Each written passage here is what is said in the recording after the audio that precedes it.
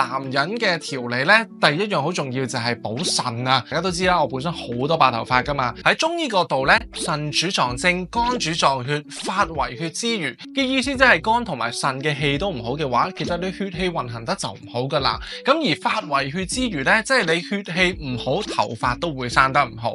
咁所以其實個 concept 就係，只要你補充肝同埋腎嘅氣，令到你血氣運行得好啲，自然頭髮就可以有多啲營養，生多啲，強韌啲，就係咁解咯。烏髮生膠囊，如人真㗎。最主要咧，佢入邊有野生嘅冬蟲夏草啦、麥旱蓮啦，同埋女精子呢啲成分。大家都知啦，野生嘅冬蟲夏草就可以增強免疫力啊，又補肺啊，令到你血氣好啲。好簡單，好方便嘅就係佢係一日就食2-3粒。不過主要咧就係可以針對甩頭髮啦、有白頭髮啦，同埋頭髮變幼嘅問題嘅。通常食大約1-2個月咧，就好明顯見到效果噶啦。坊間咧其實我都揾咗好多種中藥保健品噶啦，不過咧其中咧有一啲係有何首烏成分。何首烏咧其實係可以令到頭髮生得好啲，不過咧長期服用咧反而對身體係有負擔噶。所以最後咧我就揀咗呢一隻咧有野生嘅冬蟲夏草，一來佢可以增強免疫力啦、行氣活血啦，真係一句記得